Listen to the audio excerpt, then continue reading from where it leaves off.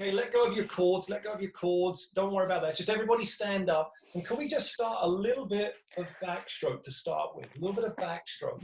We do, as triathletes and long distance open water swimmers, we do an awful lot of front crawl. And it would be fantastic at any opportunity to just unwind that. Maybe use this downtime from the pool to actually think about a different stroke on dry land. And what I'm doing, as soon as that hand enters close into the ear, I'm still rotating. The similarity to front crawl is very similar. Okay, I'm brushing the ear with the straight arm, and then I drop that elbow so I expose. And from here, I start to pull with the palm and the forearm. Okay, and I push the water down to the hip. Okay, so a little bit of backstroke. I am filming this if you want to have a look at it in more detail later, just to get some clarification. But as 1 minute to start with, we're just going to get a little bit of backstroke done before we move on to our first bit of cord work. Okay. Good, good, good. In 3, 2, 1. Excellent. Pick up your cords, whether they're vertical or horizontal, ladies and gentlemen. Okay. Let's go. Keep them under the water. So I'm pulling down, and I'm recovering under the body. Okay. Don't worry about any kind of surface recovery. If you are pulling with a horizontal cord, pivot at the waist and bring the upper body to horizontal, okay? That's if your cords are tethered low and are not hanging from something higher. That looks, it's like you in the orange, Christine. That's better. Bring the head down a little bit. Good work, okay? So we got a 3-minute block with the cords, please. 3-minute block with the cords. Alternating arms. If you don't have the style of cords that can actually sort of switch from one to the other, there's nothing wrong with sort of doing a double arm movement, okay? Looking for symmetry, that's not wrong, okay? If you've got the ability to split them and do alternating arms, obviously it's just one step closer to full stroke front crawl. Good, good, good. Keep the head still, extend the arm forwards, reach out, bring the shoulder in towards the chin for your streamline, let the hips follow. Imagine the legs are involved and they're helping to shift the hips from side to side.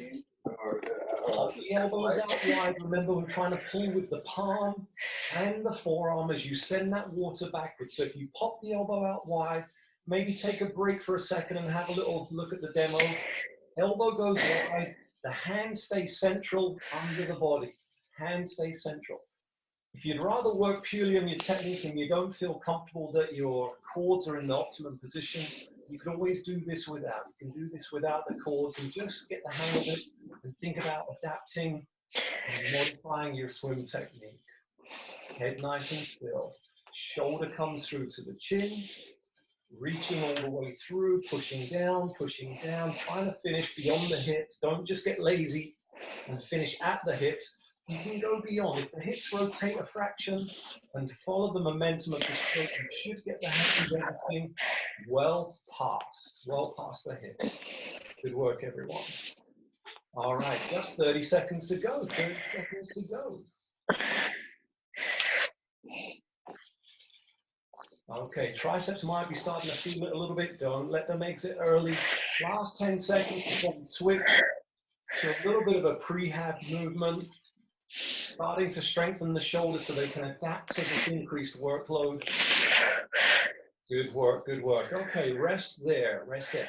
If you've got light dumbbells, or you've got some tins of beans, or you've got nothing, or you've got your cord set up in such a way that you can grab them, head on, just want you to make a small circle, squeezing the shoulder blades, keep the chin up, and the hands move outward as they make a small circle. This is demonstrated step by step in the dry land guideline I sent. So if you're not getting it for now, don't panic.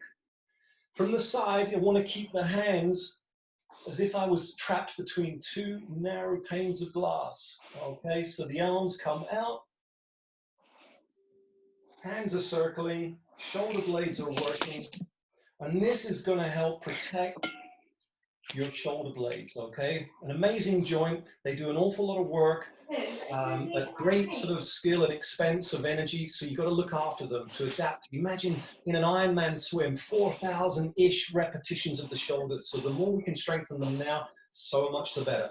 Let's take that movement the opposite way now. So whether you were going outwards, let's bring them in now. And again, the cord, the weights, or nothing at all should be behind the head.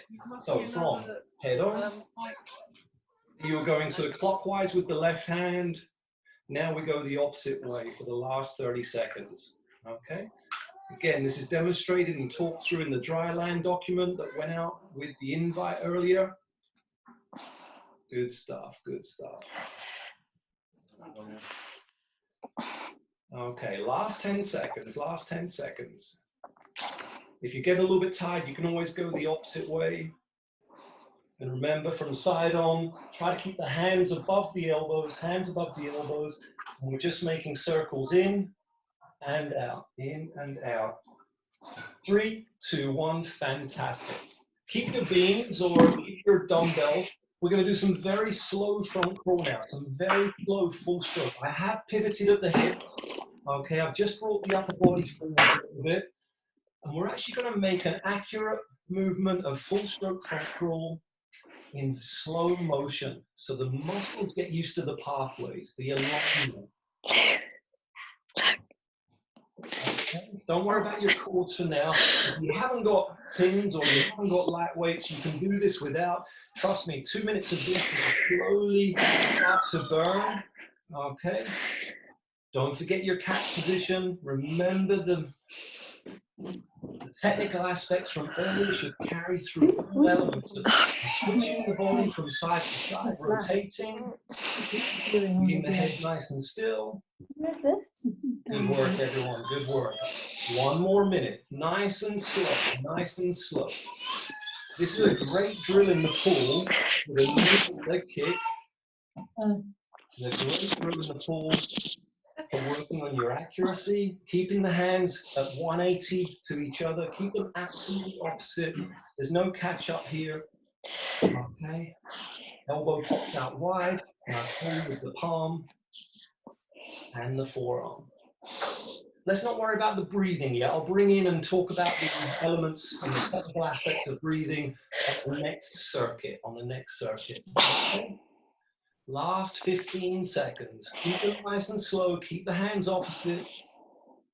Whatever position is comfortable, a little bit of pivot at the hips. Keep them opposite. Keep them opposite. Fantastic. 3, 2, 1. Very nice. Okay. Come back to the quads and maybe take the pressure off completely so that you can just work on a very simple tricep extension finish at the back of the stroke. So from here, looks like this on the side. I'm just going to finish the final part of the stroke. 1 minute, please. 1 minute, isolating the tricep and focusing on the finish of the stroke. Good work. If the quads aren't set up for this, you could do any sort of tricep extension work. You could just sort of finish here, working on the tricep.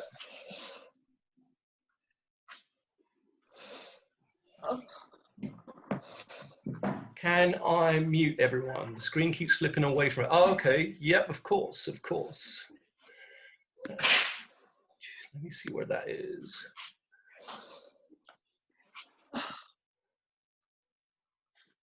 Can you still hear me though? Yes. Okay, good work. Okay, hopefully that helps. Hopefully that helps.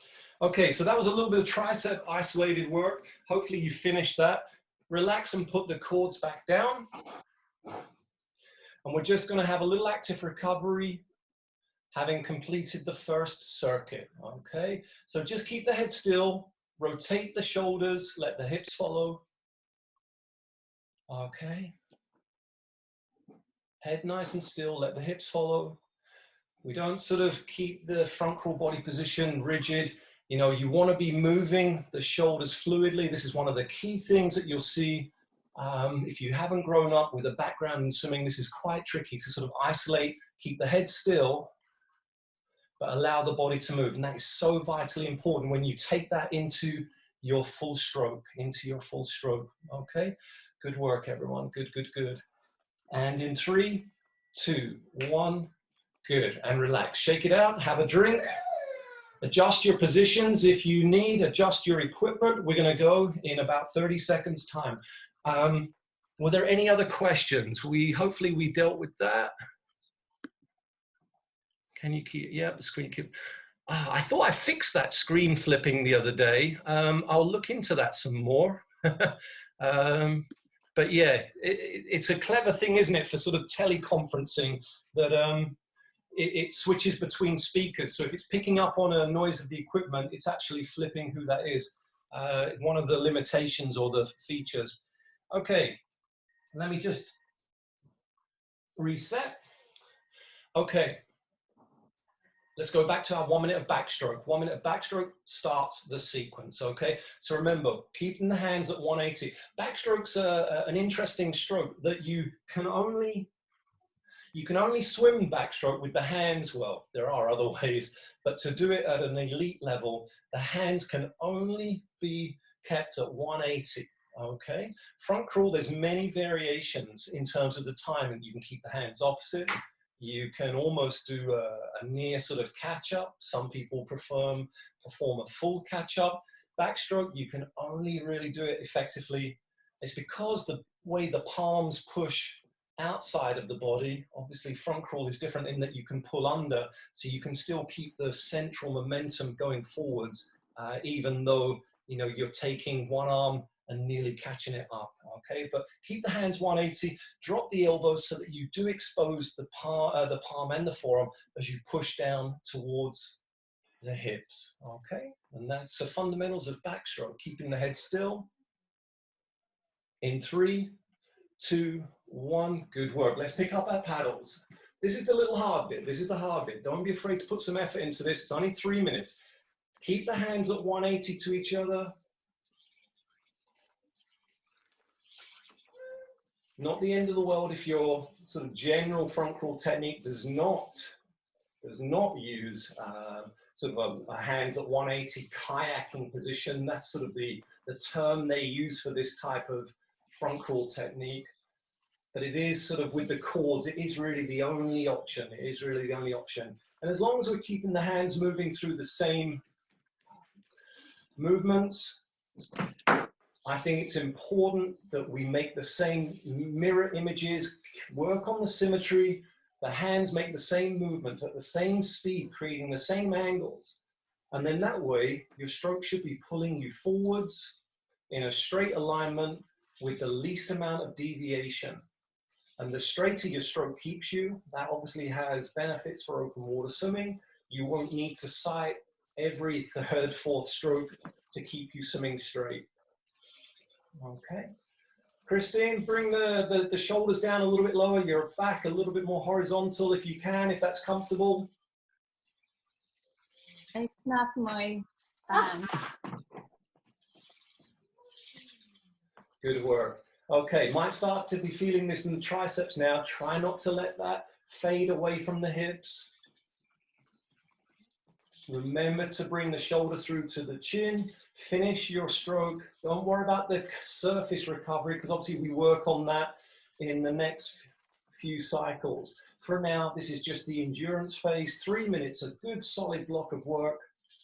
Pulling central, pulling central. Same angles at the elbow. Pop the elbow out wide.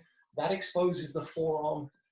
So keep the water being pushed down towards the feet, whether you're swimming up or horizontal. Good work, everyone, good work. Last 40 seconds, nearly through, nearly through. Keep the head still, keep the head still. On the slow stroke that's coming up in a little while, we'll talk about some breathing technical pointers and see if that sort of rings any bells and why, or when to think about the timing of the breath. So for now, just keep the head still and work on switching the shoulders from side to side. Let the hips follow as best you can.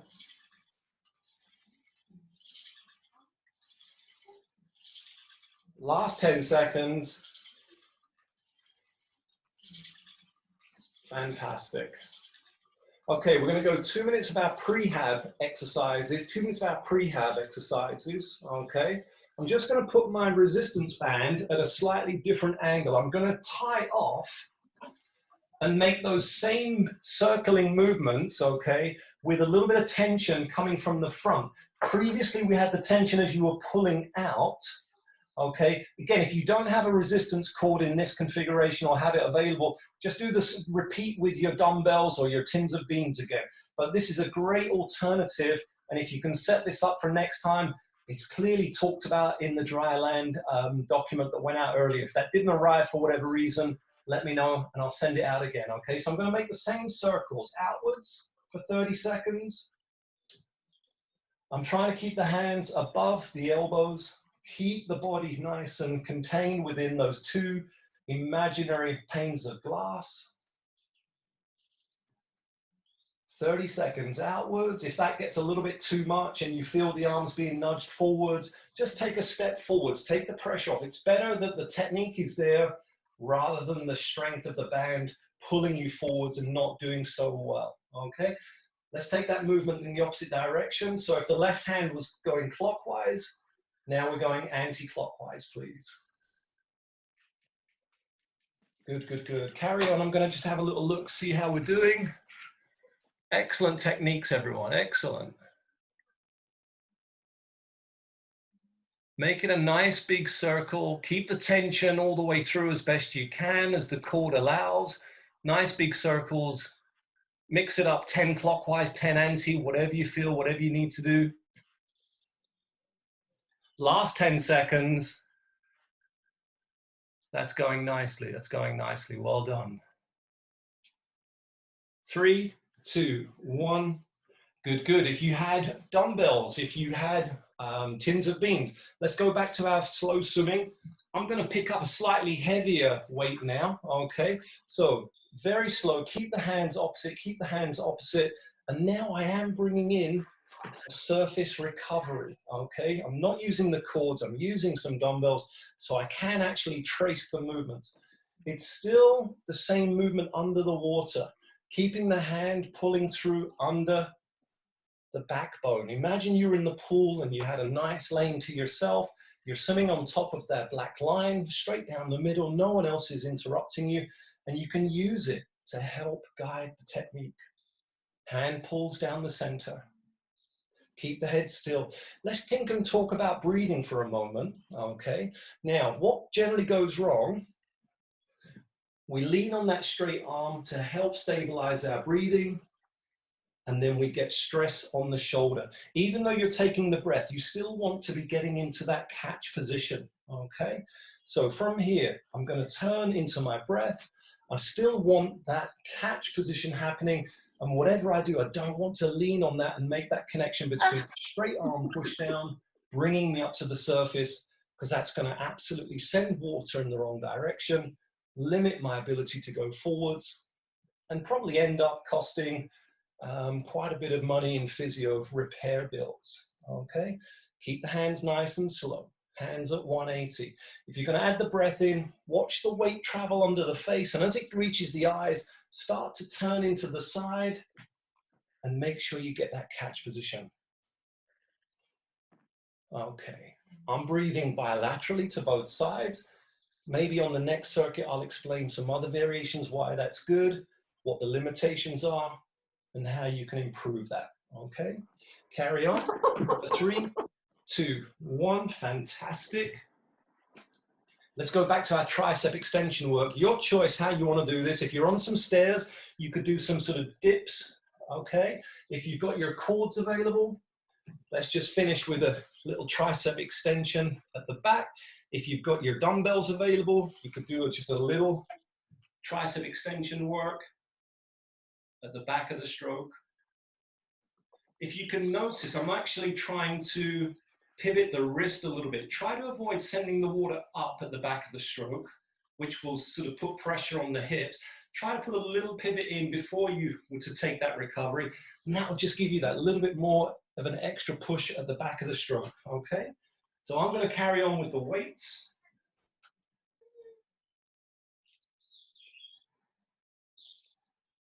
for the last 5, 4, 3, 2, 1. Good, good. Okay, let's get our active recovery going. So earlier we did these trunk rotations, keeping the head nice and still. Just shake the arms out. Keep the head absolutely still. If you've got a mirror or you can see yourself in your phone, work to keep the head still. It's better that the body doesn't carry through quite so much. Don't cheat it by bringing the chin down towards the shoulder. Just go as far as you comfortably can. The moment the head starts to move within the full stroke front crawl position, unless of course you're breathing or sighting, if the head is involved in that rotation, you're going to follow that and add distance as you weave from side to side, okay? So shoulder through, let the hips follow, shake the arms out. Fantastic. Okay, good. In 3, 2, 1, and relax. Shake it out. Okay, get a drink, have a little stretch maybe. My triceps are starting to feel that already. That's good. Any other questions? Is that going okay? Is that going okay? Good work. Good stretch there. Very nice. Good work. Okay, last circuit, okay. Good. Hello, yes? Is that Kath? Yeah. Question, Kath? I'm just trying to unmute you. Hello, can you hear me?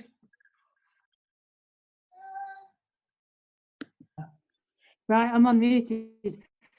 I didn't really understand the bit when you were talking about the shape of the angle of the wrist at the end of the, right at the end of the stroke.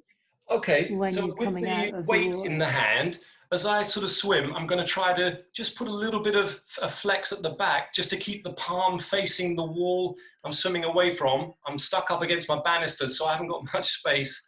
Okay, rather than sort of pushing the water up to the surface, which would suit the hip, I'm just trying to get more forward momentum. So I'm just trying to replicate that within the exercise with the weight. Yeah, does that make sense? Brilliant, thank you. Okay, excellent work. All right. Let's get ready, let's get ready. Okay, let me reset this. Let's go back to our backstroke, Remember, we're always trying to finish our sessions with something other than front crawl. After, you know, a couple of 1,000 meters of full stroke front crawl, whether even if it's drills and other bits and pieces, an awful lot of repetition going through the same movement. Swimmers are quite fortunate, you know, they've got the 4 strokes at their disposal. They've got a session that generally will work all 4 strokes. Even, you know, the likes of Adam Peaty, a pure breaststroker, he would train the other strokes. The cross training is good. It keeps the shoulders healthy. And I try to finish our fitness sessions with a little bit of, usually it's double arm backstroke, which is a little bit easier to get the hang of. Put a pull buoy between the thighs. Double arm backstroke will give the shoulders and the chest a really nice stretch, okay? But if you can get the hang of some backstroke, you can make your main set so much more interesting, adding in a little bit of diversity, okay? In 3, 2, 1, fantastic. Let's go back to our quads, please. Okay, we've got our 3-minute long stretch of work. Here we go, 3 minutes, please.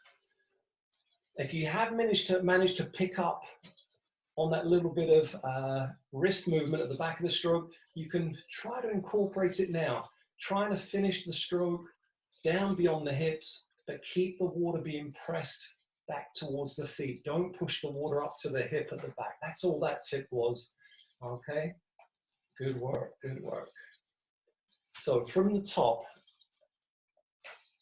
the fingertips roll over. They point down early. The elbow pivots to enable the forearm to help become part of that.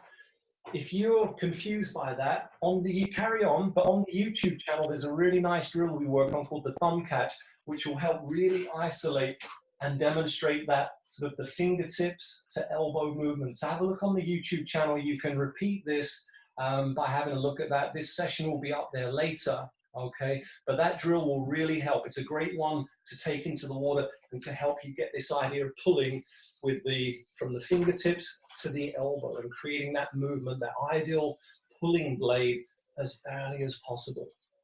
I'm working to keep the hands under the backbone all the way through. I'm looking at my symmetry. The elbow goes wide. I'm switching the shoulders from side to side. If you can see me from head on, literally there's the full stroke, there's the full stroke, there's the shoulders switching from side to side. That gives me the length, that gives me the distance. If I stay flat in the water, there's more of me submerged.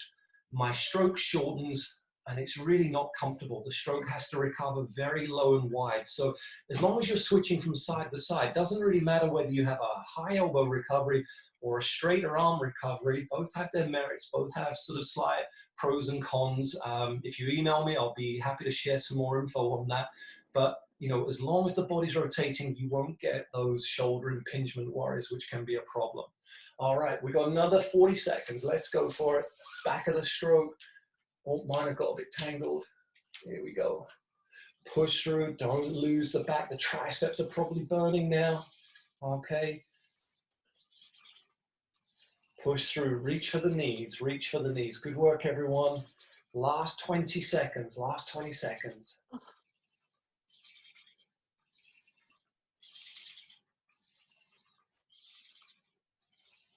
15.